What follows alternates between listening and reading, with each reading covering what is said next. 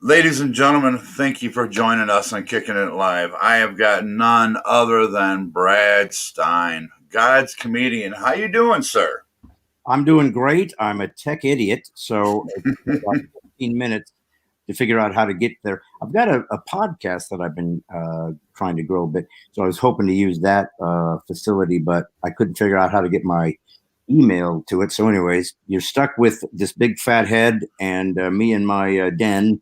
But hey, we're together, so let's see what happens. Hey, I really appreciate it. Big fan, first of all. Been following you for quite a while. How you?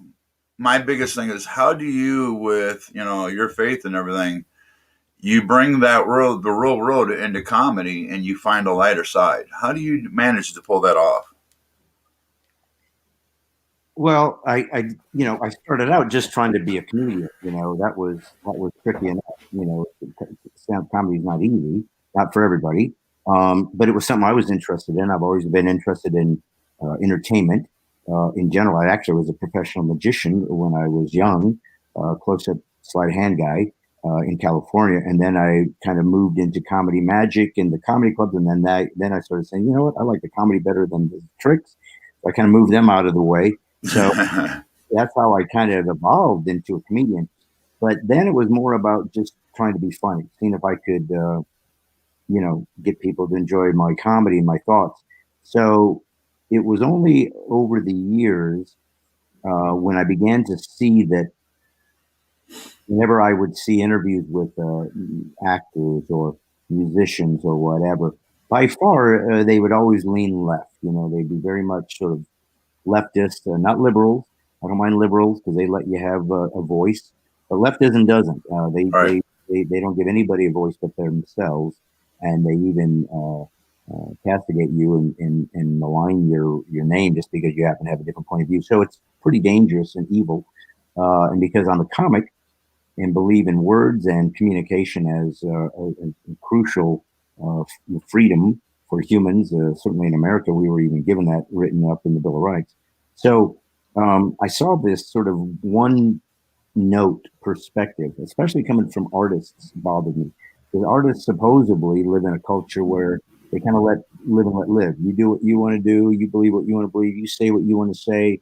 We're all kind of just trying to figure this thing out on our own, and we don't give a crap how outside the box you are, how dark or blue or what. We don't care about anything, supposedly.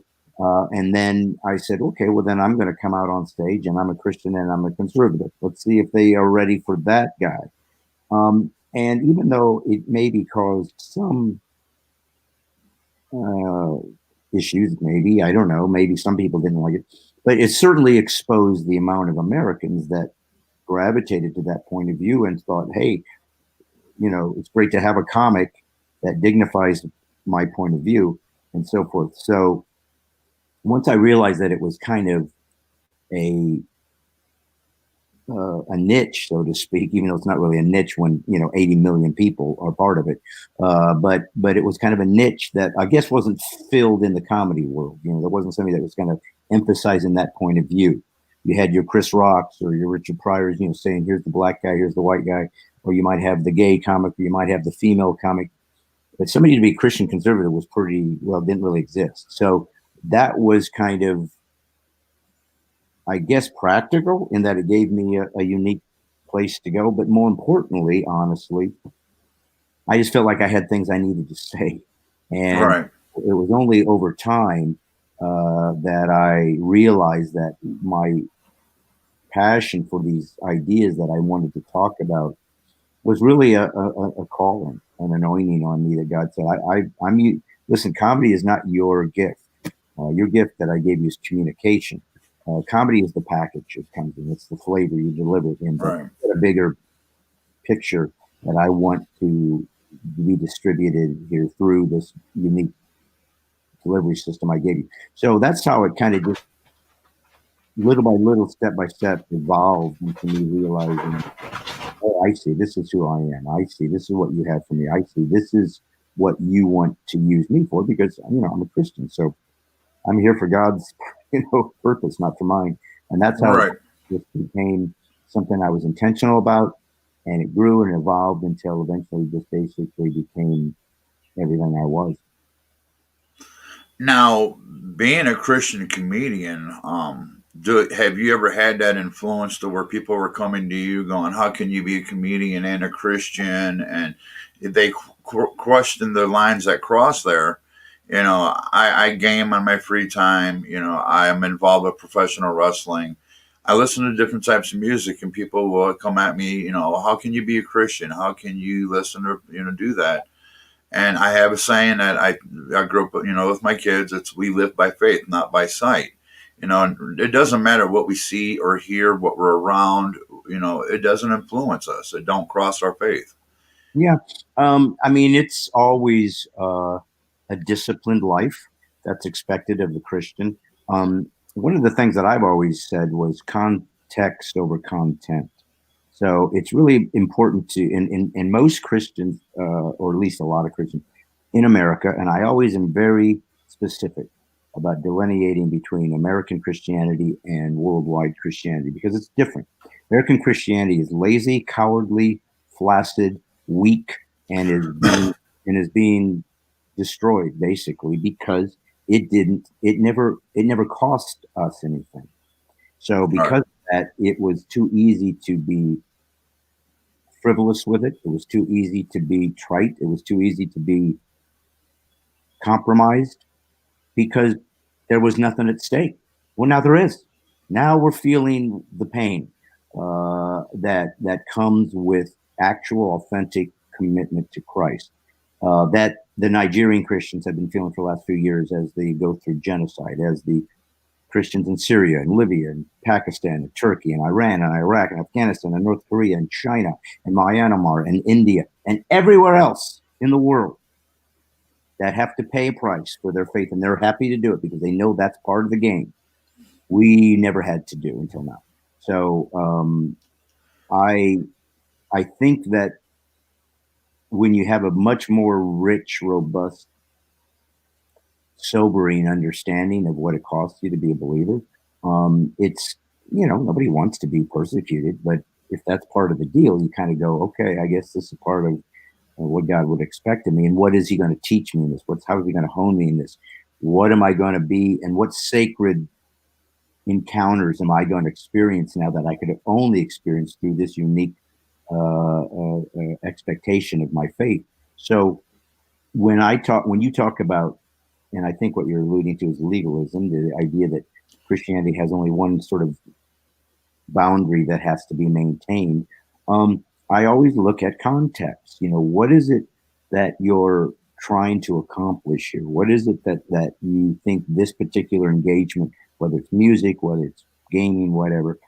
I was in a film years ago. Well, it was a student film, so it was many many years ago. And anyways, I was playing a character, and there was a curse word in it, and I thought, well, I don't care. I mean, I'm playing a character. It's not me. I'm playing this All guy. right. He happens to curse. And as I went to go do the filming, it was on location. I remember started thinking, but here's the deal. You've always made it a point to show that you can be clean and be as funny of a comic as the dirty guys. So you kind of built a fan base showing a standard that you had created, and now you're going to go in and do this. So is it necessarily wrong? No, but if you have created a reputation, a brand, so to speak, maybe you need to reconsider that. And what I realized at the end of it was I'm going to have to deal with this in the future. If I'm going to be in acting or whatever, I'm going to have to deal with secular collisions at times with my faith. So, what is it ultimately that you are going to set a standard by for the future? And one of those ideas was, do I even believe in this whole um, film? In other words, is the story redemptive? Does the story illuminate my faith, even if it's a secular film? Because that's really ultimately the key. I mean, Christians, will make a film and they'll have a gang member or whatever, and but they won't let them have a beer, or they won't let them be doing drugs, or they won't let them curse. Well, it's or have a gun. It's like this is not even realistic. I mean, you want to teach redemption, but you can't show the difficulty and the darkness this person lives in. Now, the other thing Christians make the mistake of is they think everything's supposed to be for their kids. How about maybe this one isn't for your children? Maybe this is for adults that need to navigate this particular moment, and they need this particular flavor to reach them. If you're going to a motorcycle gang and you're behaving and acting in a way that feels false to them, you're not going to reach them. You're not going to have any impact on these guys because they know what false is. They know what pain is. They know what dark life is. So they need to Right. feel somebody understands where they're at, and that this Christ that you're talking about really understands the particular world they've come from. So sometimes I think there are licenses that God gives us in specific situations that maybe would not be a typical conversation you would have in a church if it's a Right. particular person's particular way. So that's kind of like the way I've tried to negotiate my life and navigate it is in this particular instance, there's a difference between compromise and strategize. So strategically, if I said this or did this or whatever for this particular person who might need this particular way of communicating so they can get it, I don't think God cares. But it's also a mature um, life and a sensitive life to not use that as a excuse to be careless with the way you talk or behave or whatever. So again, Christianity expects a disciplined life that oftentimes in Christian America we haven't demanded, and it was easier just to be a legalist and just make rules than to actually deal with the nuance of the moment. And it's what Jesus fought about his whole time on earth was the Sadducees and the Pharisees who only cared about their rules. Meanwhile, he's healing people. He's going, if this is how you see your relationship with God,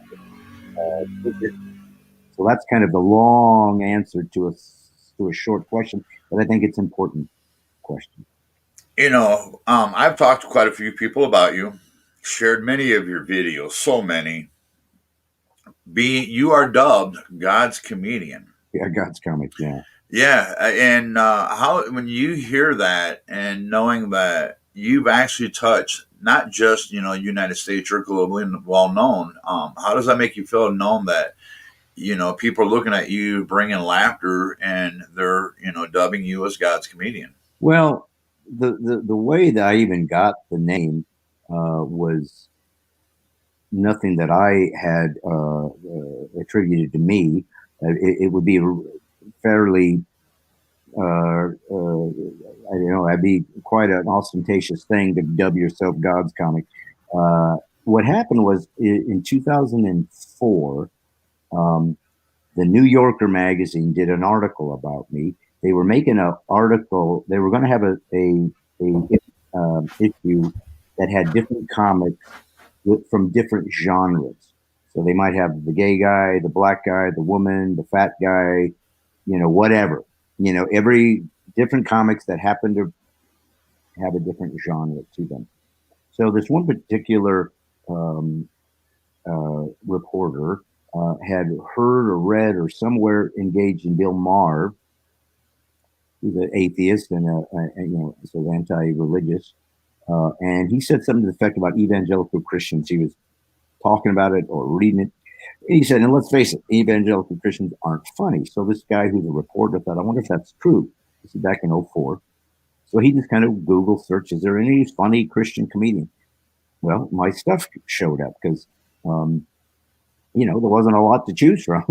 So I came up, and anyway, he he said, this guy is funny. Now this reporter had done uh, critiquing and assessing Broadway plays and I mean major sophisticated entertainment. So this wasn't just he wasn't a Christian Jewish guy. His father was a famous Broadway writer. Adolph Green was his name. and his mother was a Broadway actress, and so he knew what good entertainment was. I mean, the top. And he thought I was funny. He thought I was a good thing. And here he was, this Christian and a conservative. So we did this long, months of interview to get this article. And when he turned it in, the editor, and it was '04, so it was like the Bush Kerry campaign time. So, and they talked about being conservative, and I might do something with the Bush thing back in those days.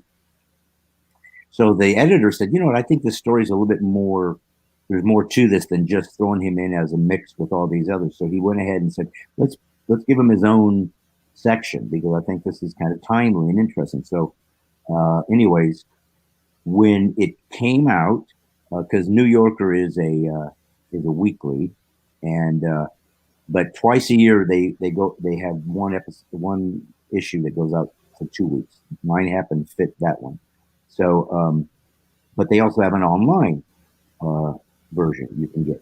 And the online version, when I first pulled it up the day it released, it said God's Comic as the kind of the headline of what this guy's going to do. So they're kind of being probably, a left-handed compliment, so to speak, like one of these religious comics, or whatever. But the actual paper version, it just says "Stand Up for the Lord," and it's got the caricature and everything. So I was pretty proud of that because New Yorker is a very esteemed Right. magazine and had some of the best writers and people in the world in their pages. So I was grateful for God giving me that chance.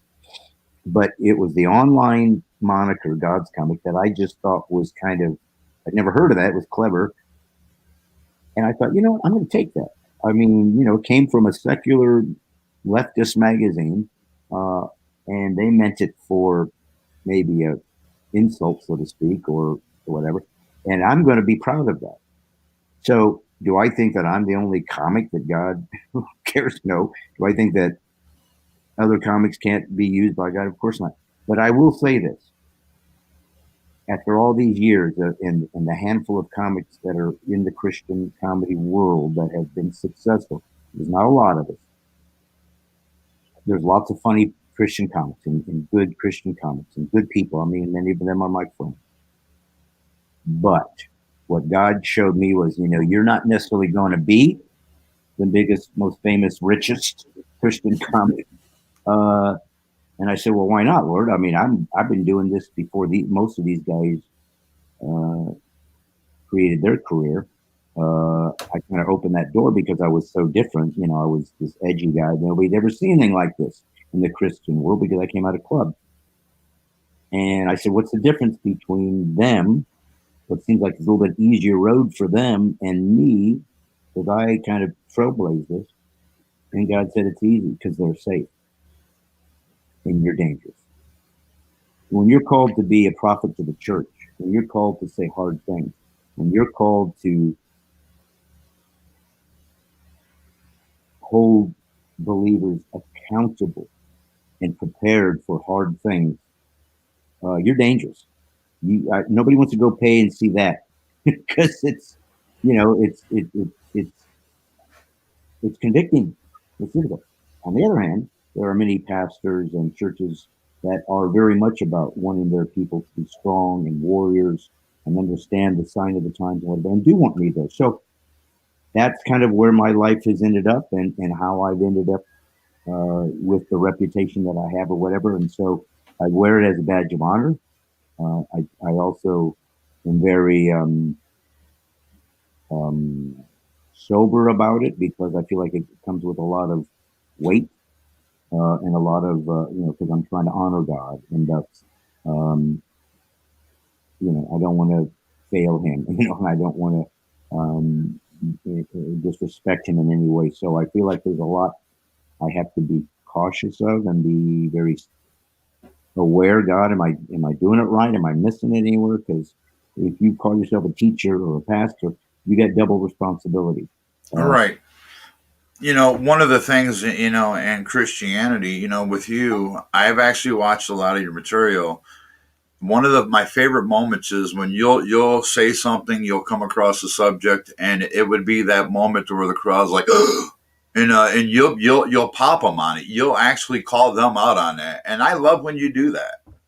Yeah, no, that's exactly part of my style was that I never did anything to try to just, I never did anything that I was just trying to tweak their nose or be insulting or just frivolous.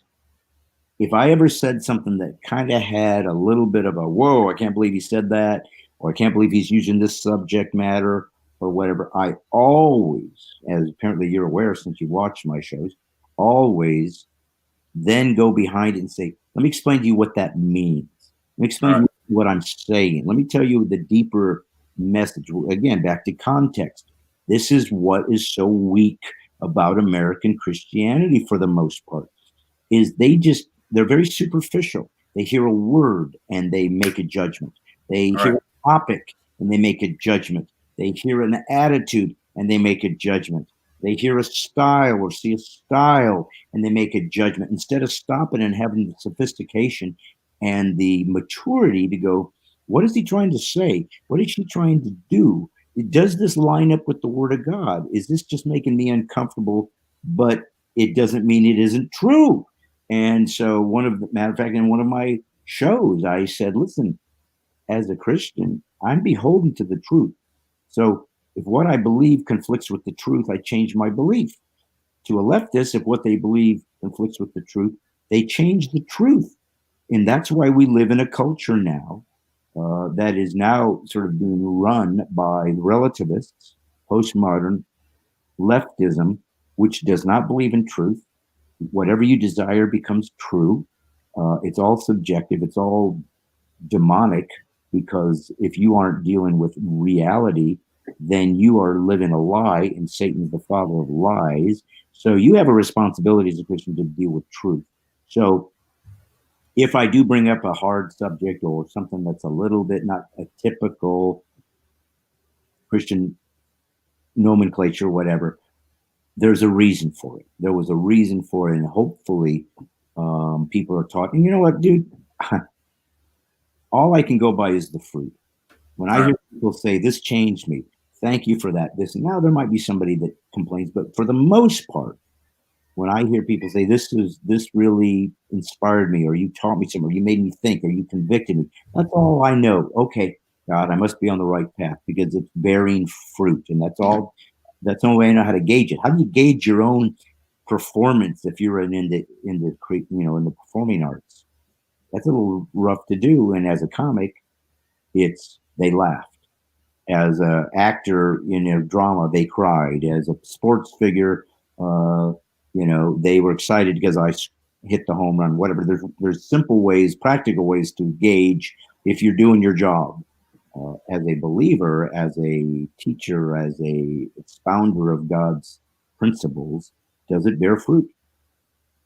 And you'll know if you're in God's will. And if they are complaining, are they complaining because it's holding them to conviction, All right. or that they don't want to hear what you have to say? Well, then that's on them. They're the ones this joke was for, ironically, and they're usually the ones that miss it. Well, you definitely been brought into this world to heal. A lot of people don't understand laughter is such a healing power. Mm. And, people like, they'll take Christianity very serious. People be very hard in their lives and their rules. And I'm like, understand that you need to kind of relax a little bit more in your life because God is a funny guy because he gave us humor. He's put people like you on this planet. And, I've, I've seen people, put comments in. One of the biggest comments and feedbacks I've seen with you, people love when you talk about the ad lib of a Christian cussing.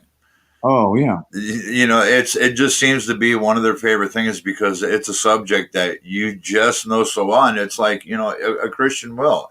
A Christian knows that subject all too well. Do we cuss? Yes, it happens. I've had moments out of just anger, stubbing a toe, whatever it may be, and it's that slip of the mouth, slip of the tongue. But at the same time, I've caught myself. That Christian does catch me, and hey, what are you doing? Well, and again, and if you're going to, reference that particular routine, again, it's funny. You can really tell a legalist and a Pharisee because it it always comes with judgment. And it also always comes with a self-righteousness, usually with a Bible verse or something to show how deeply spiritual and how much insight they have compared to the rest of us. So it comes across very self-righteous. That's why Jesus was annoyed with people like that, because they're just like, you got to be kidding me, dude. But again, if you root, number one, I don't curse in the routine. So No, not like I'm, I ain't never seen it yet. yeah. Number two, I never cursed in my show. Number three, it's not really part of my typical life cursing. I grew up pretty much not cursing. Of course, I've said things like any other human being, and I don't make excuses for it. But that whole routine was really about hey, if it slips out, actually, I sit there in that whole routine setting up going, we're supposed to watch our mouth. We're supposed to be careful Right, about how we do it. I make it very clear. I'm not advocating for it. I said, it's just too bad we don't have our own curse words so we would have something to say. So it's right. really about even making up sort of a holy version of a curse word. And again, people either go in looking to judge, they're going in looking to find a speck to point out. That's self-righteousness. That's pharisaical. That's legalist. And the other people are just like you, just kind of going, yeah, yep, I've struggled with that. It's good to know that I'm not the only one. But hey, God loves me, forgives me, and I'm working on it. That's really the Christian life. I'm working on it. I'm not making excuses, but I'm also not going to beat myself up over something that God forgives me for, because that's equally self-righteous. How dare you hold a sin upon yourself that God has forgiven? He goes, so you got more weight than I do? You get to judge yourself more or clearly than I do? Who do you think you are? You're actually making yourself out to be God when you usurp his forgiveness and add conviction upon yourself as though you're somehow being holy and humble. He's going, how dare you take my forgiveness? My son died a tragic, horrifying death for you not to have to hang on to that. Let it go and honor my son by letting that forgiveness flow through you. When you speak of that, one of the things with like with my kids, I had them watch Passion of the Christ, and a lot of people like it's so horrorful, it was horror and it was graphic, and I'm like, here's my reality. I said, no, what he went through was much more graphic. Right. We have just touched on it's a tip of an iceberg. And from me with my kids, I joke around saying that. Common sense has been lost over the years, and it really has. And I've heard you speak of it. I watch the millennials, the younger age. I sometimes I just sit back and freak out, and I'm entertained. Going, are you really in that direction? You're really going to take that choice? Do you get amazed by watching this younger generation now? No, I get heartbroken because it's being taught in universities, started in universities. As you know, I've always fought against political correctness. Political correctness is cultural Marxism. It came from the Frankfurt School in Germany in the late 20s. It was literally a design to destroy the Western culture by inculcating it with Marxist philosophy and ideas. Because the economic version of Marxism didn't work, the working class didn't rise up against the worker and the owner and try to take it over. They decided, what if we were to make this more of a cultural issue uh, instead of economic? And that's when they began to create identity politics. Okay, so you got your gay group, your black group, anybody that's below a white male Christian European is oppressed. So we will find an oppression, makes them feel good about themselves. Nothing's your fault. Nothing has ever happened that you've caused. It's oppression, and it gives them strength. And then with intersectionality, as they call it, everybody that's oppressed gets to join together into a larger group and be even more strong. And you get more points depending on how many things you can add. So if you're black, you're oppressed. If you're a woman that's black, you're more oppressed. If you're a woman that's lesbian and black, you're more oppressed. If you're a woman that's lesbian black with one leg, you're more oppressed. You just keep going down the list, and you get all these sort of super points of oppression that gives you more power because you've always been marginalized. And of course, it's all designed to basically take power, to marginalize everybody else, and that you rule the world. So when I talked about political correctness for 20 years, being careful, watch for this, I wasn't kidding. And now it rules us. I mean, we're living in a country right this moment that is run by Marxist ideas, totalitarianism. We have a president that was got in illegitimately. This was a coup. This was a treason. It's never happened in our nation that we know of. I'm sure there's been plenty of false, All uh, right. things done to this to votes. That's not hard to do. Certainly throughout the world, totalitarian governments have always used false votes so they can get what they want.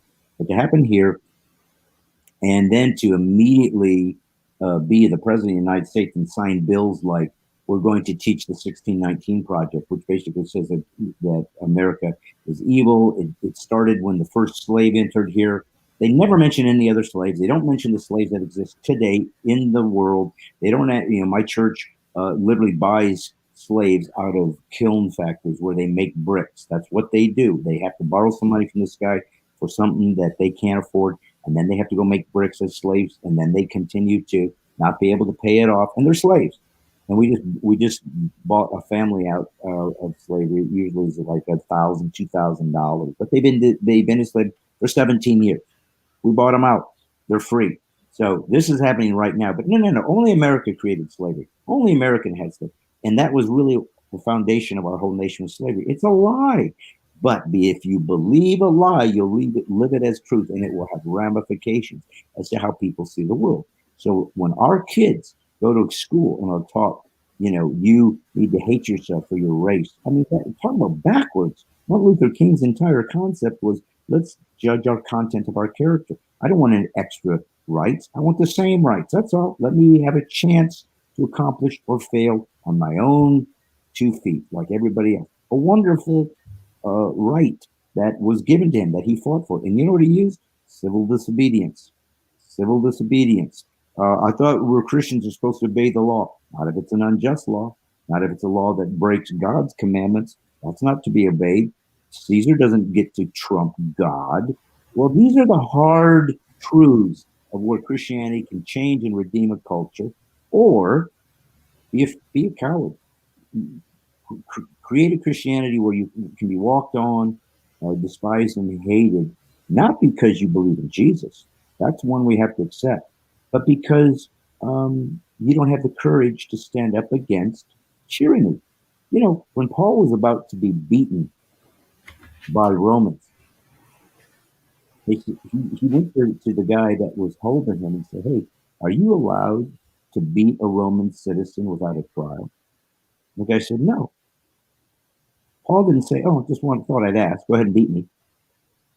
He didn't say, "Well, let me look into the Old Testament and see if I can just find ways to show how it's noble to be beaten." He said, "Well, the law of the land states you cannot beat a Roman citizen without a trial. So I appeal not to God, not to the Torah, not to my own personal desire not to be beaten. I appeal to Caesar. I'm using the law of the land to say, I'm a Roman citizen. You don't get to beat me." And they go, "Holy smoke, let's help this." Because they get in trouble if they did that. Rome would come down on them. So they said, "All right, this guy appealed to Caesar. Off he goes." Well, guess what? We have the First Amendment. Law of the land states you don't get to censor or use any law that establishes or respecting the establishment of a religion or forbidding the free exercise thereof. So if you have a law that says you can't go to church because somebody might get sick, that goes against the First Amendment. Yeah, but we got to trump that in case people might get sick. Don't go to church if you're afraid to get sick. Wear a mask if you're afraid to get sick. But when you tell me that the greatest gift in human history that God has given us freedom and has sanctified us and we believe in him is not necessary in this nation like a strip club and a bar is, I'm going to disobey. That's the difference. And so there are a few handful of pastors with the courage to say we're open for those who need sanctuary. You don't have to come. We're not making you come. We're not saying you're less of a Christian if you don't. And you can bring a mask and put on 5 if you need to come. You're welcome here. But if you want to come and fellowship without a mask in this church, you're welcome to be here. That, my brother, is liberty and freedom. Comes with a risk, comes with a cost, but also teaches us how to make our own way in life and let God convict us, not the government's dictates. How dare you tell Christians who's created this nation that our churches aren't essential? How dare you? Well, guess what, buddy? Now you can see why I get what I get and the other Christian comics don't, because they ain't saying this stuff. Because I only have so much time left on this earth. All right. And I have things that need to be said. And my friend, I'm going to be alive forever. I'm eternal, just like you are. But in that eternal life that I'm living right now, this is the only moment I'll ever be a 3-dimensional being living under sin and God's sanctification. I get a tiny little window right now of being mortal. It is the only time in my eternal existence that I can give something to God he doesn't have. My will. He can't make me do it. He can, but he doesn't. Doesn't make me have faith in him. Doesn't make me trust him. Doesn't make me obey him. Doesn't make me do what he asks. I get to make that choice. And if I choose him, I get to give a gift to him. It's the only time I'll ever get to do that in my existence. All right. I'm going to choose to love him, honor him. Yes, there's times when I have to um, uh, humble myself and give away things that are my right for the sake of others. The Bible talks about that. There are times when I do say I have a right to this, but I'm not going to take it because it's going to be better serve you if I don't do this. I'm okay with all that. But there are also times when I must stand like a man, like a warrior, as a follower of Christ, and put my butt on the line and say, I'm doing this now. And come hell or high water, this is my stand. I have nothing else left to give. Well, Americans have never been in a position where that would cost them anything until now. So I'm looking for warriors to join me. If I inspire you, great. If you hear what I have to say and it helps you think differently and deeper, wonderful. I've heard more than anything. Hey, man, thanks for speaking the truth. You really inspire me. You think just like us. I appreciate somebody standing up for me. And I know that's a compliment. I know they think it that way, but it always bothers me when I hear that because I'm saying, dude, don't be looking to me. Do your job. All right. Doing mine, if it inspires you, so be it. But I don't be looking to me to speak the truth. That if you're not speaking it, shame on you. Get out there and join us in standing for what we actually believe is true. Jesus is God. And if you really believe that, you'll take whatever comes with that because you have the ultimate truth. And in the end, God wins every time. You know, one of the things I enjoy, you know, when I have moments, I'll have a bad day, you know, and I'll pop you on my phone. A lot of the times, I'll be sitting and listening. And my wife has become a big fan. She'd be like, "I know you're putting that on TV." You know, you actually, I've watched. You know, when I'm watching your shows, have you ever had a moment for yourself where you've actually said something, did something in the show, then kind of later on went, "Wow, I actually, you know, I actually did that. I said that." You ever surprised yourself? You mean and then regretted it, or simply I said something that I didn't anticipate was going to You happen? didn't even anticipate it. Oh yeah, all the time. See, here's the thing, and like I said, when God calls you to something, um, it's a little bit of a. It can be bewildering because you don't really expect God to or know if you have anything to offer, or you read about prophets or teachers or whatever, and you're like, oh, that's cool, but I don't fit them. I'm not like them. And sometimes you are. Sometimes says no, they were just regular guys that heard my call and did it. So when I found out I was a missionary to America, that was one of the two callings, missionary to America, because I feel like America better get some missionaries going here because we're really in trouble. But what the thing that was the most difficult for me to receive was that I was a prophet to the church because it sounds really, you know, woo woo spiritual. He's a prophet, and I'm like, well, not a prophetic prophet, not a prognosticator of the future. I don't sit there and say, God, in 2 years, God will, like Daniel or whatever, he's going to bring a famine. No, it's more of the prophet that goes to the king or speaks to the people and says hard things. Or John the Baptist, hey, you're sleeping with your brother's wife. You're wrong. Those hard things that you're not necessarily going to hear a pastor say or whatever, or a teacher. So God kind of said, that's what you're doing when you speak, is you're saying the hard things that force people to deal with things that they don't want to deal with. Well, it sounds haughty and prideful, and how dare you call yourself a prophet? And it's like, I'm not. I didn't want this job. I didn't ask for this. I didn't want this. I just wanted to do comedy. But what I felt compelled to say fit in the role of prophet. I see a problem that has to be dealt with. So it kind of revealed itself to me without me even really knowing that was where it was. And then through other pastors and people that watched me, they would kind of confirm, this is what your anointing is. And so I had to come to grips with it. Wow, okay.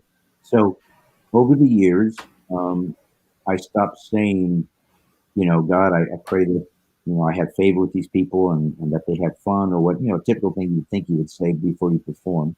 And instead I said, I receive your prophet's anointing.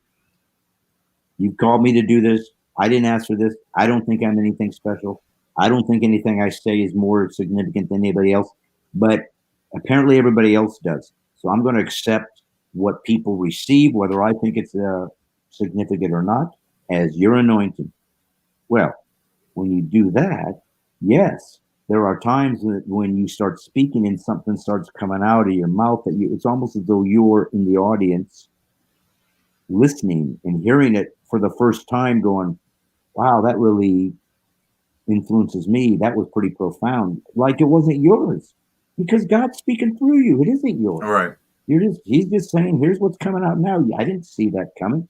And so, with that in mind, yeah, there have been, a handful of times when I never thought of that before, or was aware that I was going to say that or whatever. And it's kind of exciting, right? Because you're like, okay, cool. God really can use me. But it can also be, intimidating, because you're hoping it's not your flesh, sneaking in there and saying All something right. about it being God's. But you know what? I just say to God, it's your anointing. You speak through me. And if I'm wrong, and I could be, well, then chastise me, or have somebody come and, like the Bible says, we'll come and we'll tell you if something's off, and you can try again. But I think God would prefer you take a risk and speak something you feel like is supposed to be said, than to hold it in when it was for the body and it was necessary. And you never train yourself to trust that God is speaking through you, and that maybe it's something very significant that only you have to say, and he's prompting you to say it, and you're holding it in. He goes, no, I need you to speak this thing, because the people that you're around are going to be influenced by that. And secondly, it's going to teach you to begin to feel more comfortable kind of allowing stuff to come out of your mouth that maybe you might have, censored before, because you were so concerned about saying the wrong thing. And you start getting comfortable with it and start going, I guess God does speak through me. Good. Okay. So again, not haughty, not prideful. It's you're like, I'm surprised you're using me, but as long as you are, I'm here.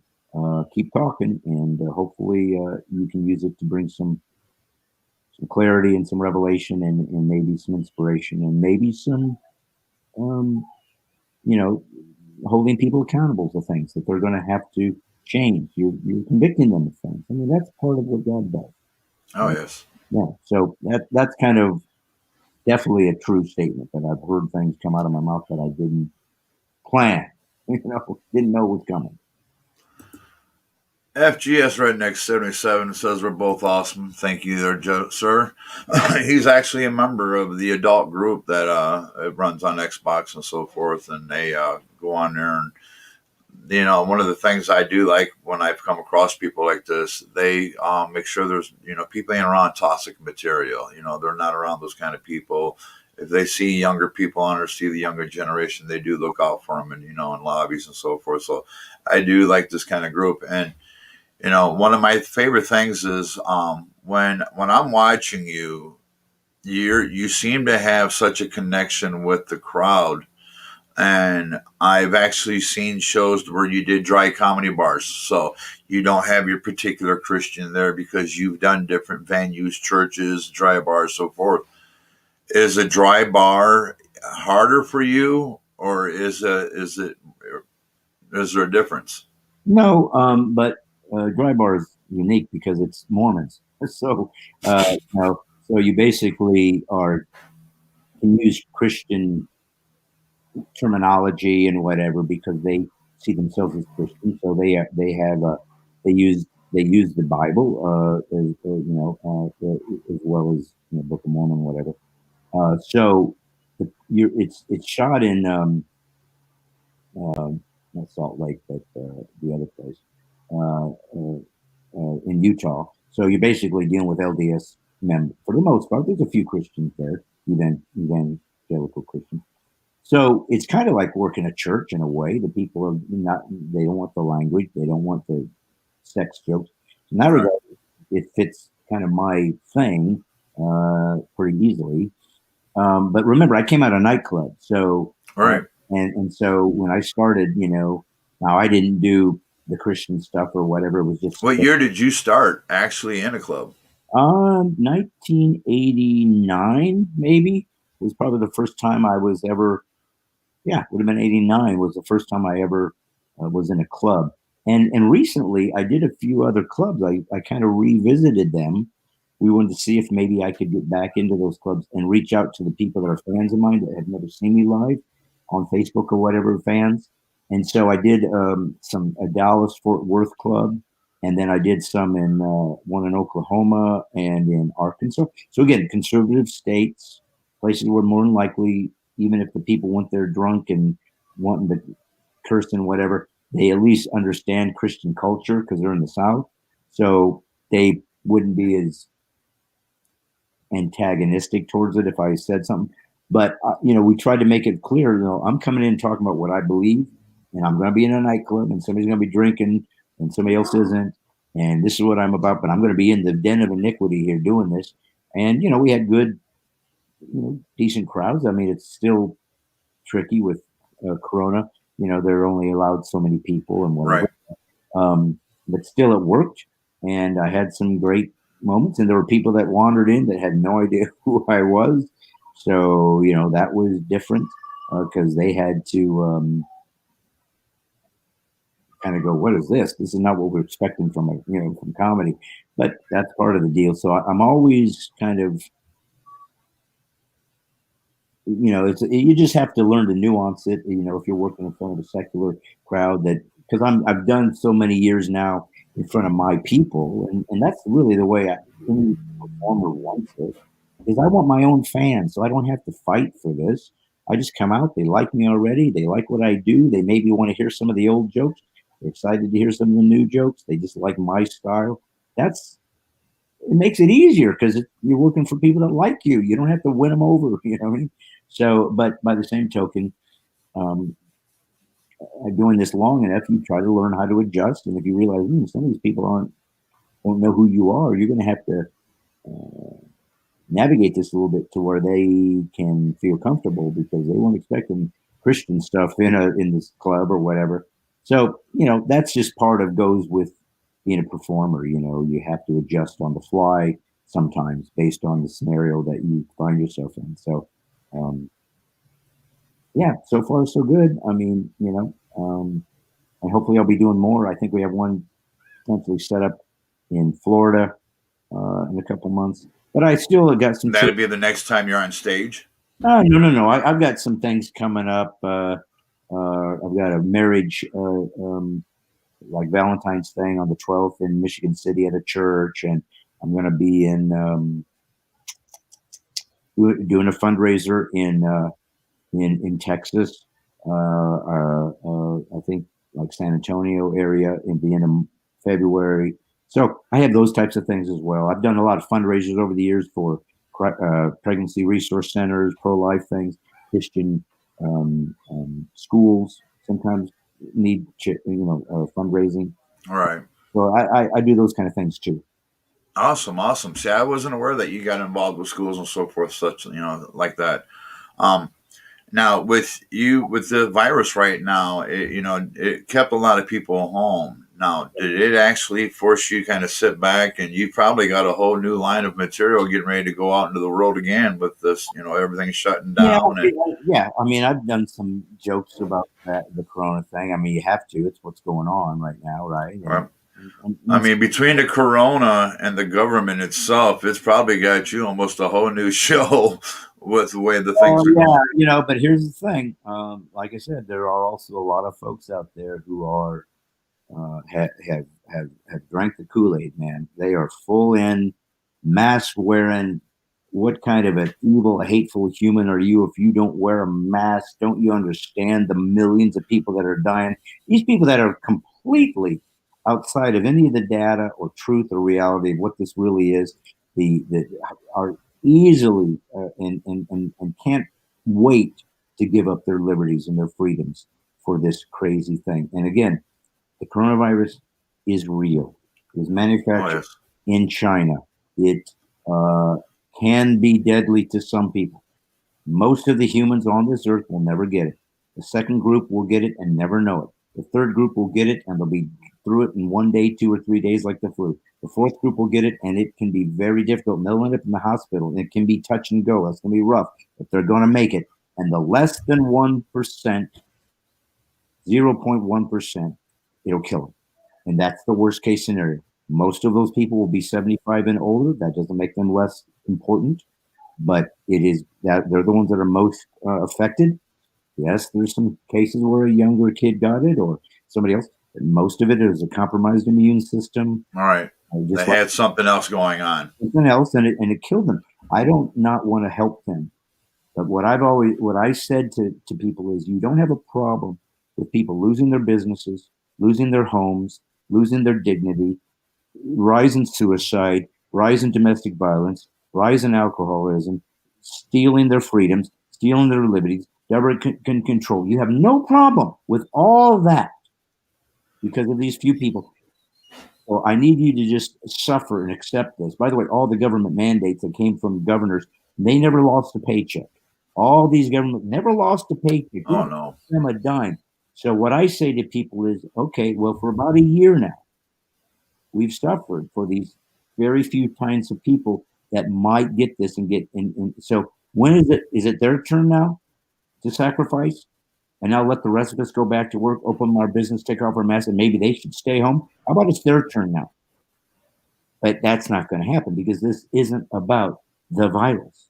This is about controlling your freedom so that the government can tell you how to live and how to, and it will evolve and is evolving into a one world government. We could very well be seeing the end of the world. I mean, I never would have said that a year ago because I'm not a conspiracy theory guy.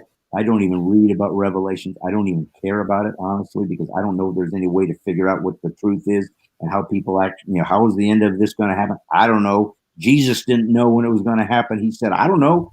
My father knows. I don't know. So I just don't pay attention. I feel like my purpose is to tell God's story day to day in real life as I live. And if and when I happen to be the group that ended up at the end of the world, then I will deal with that. I mean, that would be kind of an amazing thing, but still a frightening thing, right? But this is the first time in human history that I have watched cultures from theocracies, Muslim countries, to atheist, totalitarian, communist Chinas and North Koreas, uh, to free capitalist, free market societies, democracies, all obey the same thing, even though we are diametrically opposed ideologies and live, 180, 90 countries, living by the same edicts that somebody has told us we all have to do.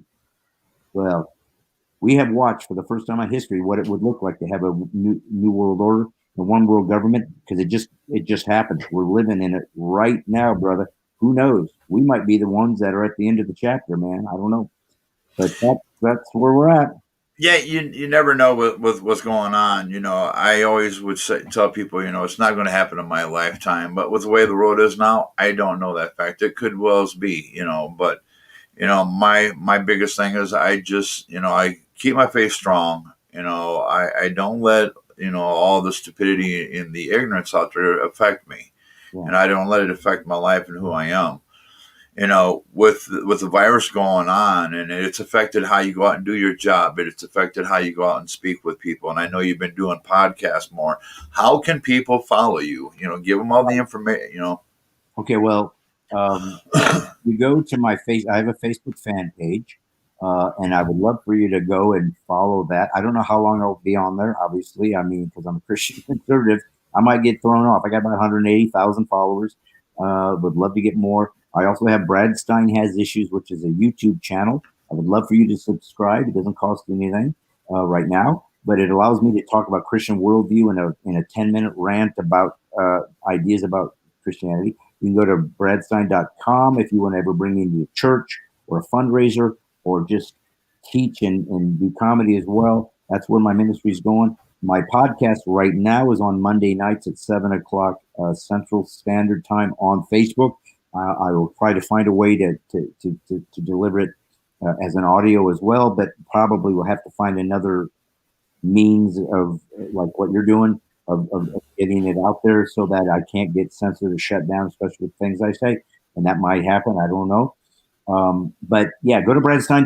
The easiest way, if you forget everything else, Bradstein.com is my website. It can remind you of where to go find Brad Stein as issues that I could use. I could use as many followers on Facebook and so forth as I can. And I also have a way to donate to my ministry if you believe in what I'm doing, because I'm getting more and more ministry driven. I'll always do comedy, but I'm getting to a place where I'm not going to maybe even be able to do as much of that as I am teaching and on the air. So suddenly I'm not making money. So I got to find other ways for God to take care of me, and He will.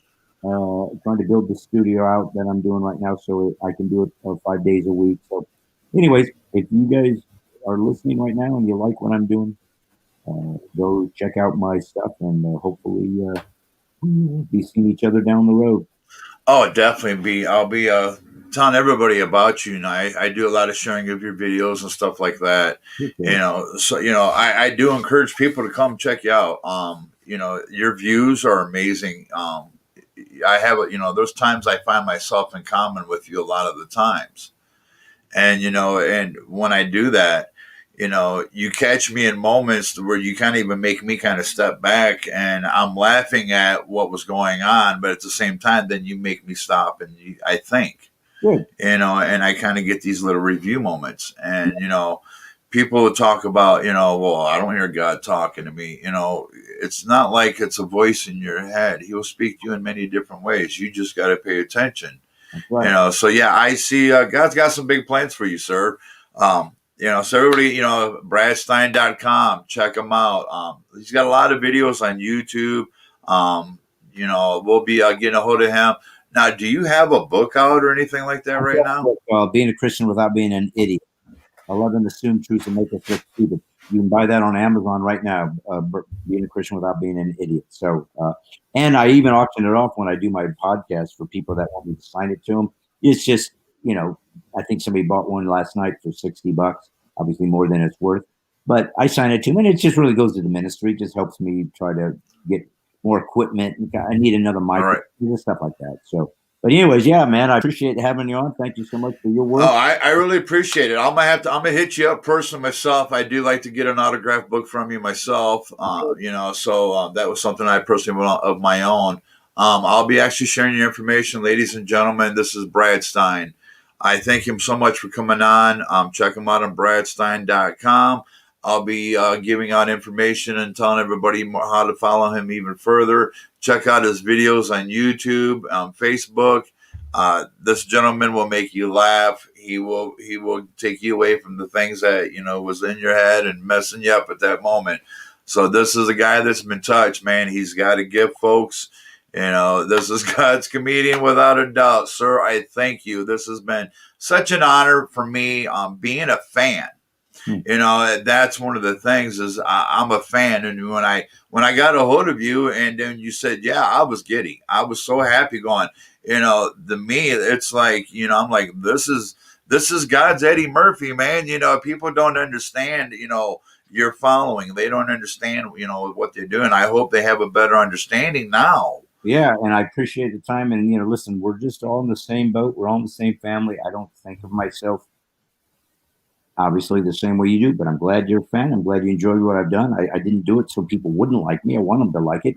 But trust me when I say I don't believe in celebrity. I'm just a regular guy fighting a good fight. We're all going to end up in the same place together. So, you do your work. You're touching people just like me, and we'll work together. It's always Oh, important yes. that we work together, as a family and lift each other up, especially as we're moving into this new season where if Christians aren't sticking together, we're going to be in trouble because we're going to need each other, just like the first century church. I think Oh, that's yeah. what he's doing. So, well, God bless you, brother. Thank you so much. Thank you. And we're going to be clearing.